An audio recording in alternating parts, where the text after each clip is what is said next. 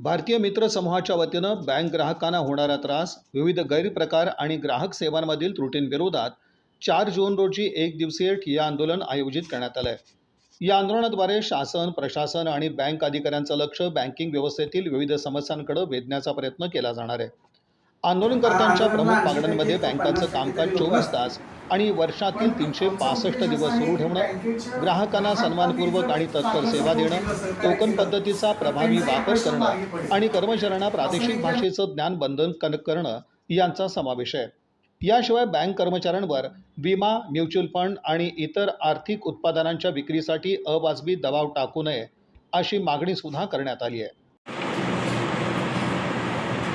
सर्वांना नमस्कार।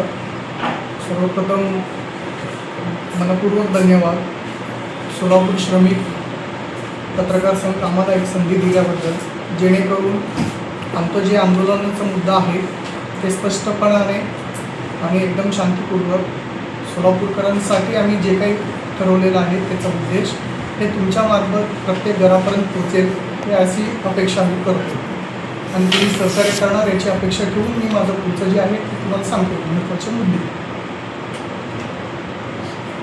तर याबाबत बँकेलाच आम्ही का टार्गेट केलं हे सगळ्यात अगोदर जाणून घेऊ। कारण कोणत्याही देशाचं जर आर्थिक घडामोडी जे स्पीडअप म्हणतोय आपण, ते स्पीडअप घेण्यासाठी बँकेचे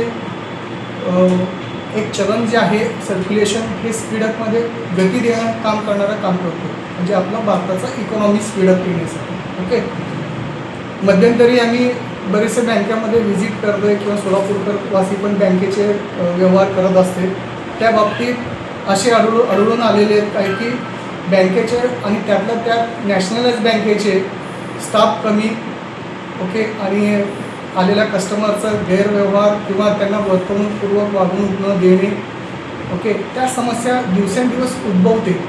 मग ते कमी करण्याचा प्रयत्न कोणीही आजपर्यंत केलेले नाही। तर आम्ही एक कार्य म्हणून आमचं एक मित्राचं परिवारचं ग्रुप आहे, त्यामार्फत ते आंदोलन आपण सुरुवात करतो। त्याबाबत प्रेस नोटमध्ये मी तुम्हाला ठळकपणाने दिलेलं आहे सगळे पॉईंट्स।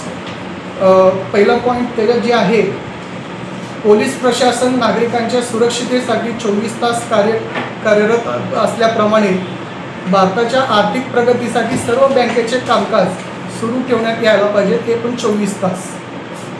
तर याच्या बाबतीत सांगायचं म्हणजे की भारताचे जे काही सरकारच्या नोकऱ्या आहेत, पोलीस म्हणा, आर्मी म्हणा किंवा रेल्वे डिपार्टमेंट, हे सगळं 24 तास केलेले आहे का की देशाचं प्रगती हे चांगलं आणि सुरक्षित व्हायला पाहिजे।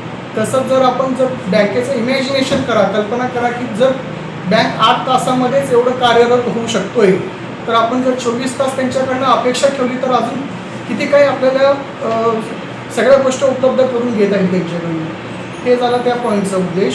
सेकंड आहे, बँकेचे कामकाज वर्षातील 365 दिवस सुरू असायला पाहिजे। हे अत्यंत खूप महत्त्वाचा मुद्दा आहे, कारण बघताय की 2nd आणि 4th सॅटर्डे ऑफ आणि अलीकडपर्यंत त्यांचं काहीतरी आंदोलन दुसरं सुरू आहे की प्रत्येक शनिवारी त्यांना ऑफ पाहिजे आणि दिवसेंदिवस त्यांचं स्ट्राईक हे पण जास्त होतोय। म्हणजे आठवड्याचं 6 दिवसापूर्वी त्यांचं 3 ते 4 दिवसच भरत असते।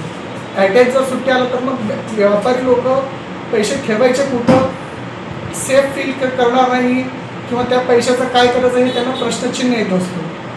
तर जेणेकरून 365 दिवस जर सुरू असेल तर ते सगळ्या गोष्टी आपल्याला सुरक्षितप्रमाणे बँकेचे व्यवहार करता येईल। तिसरा पॉईंट आहे, बँकांनी केवळ बँकिंग सेवा व ग्राहक सेवेकडे प्राधान्य लक्ष द्यावे।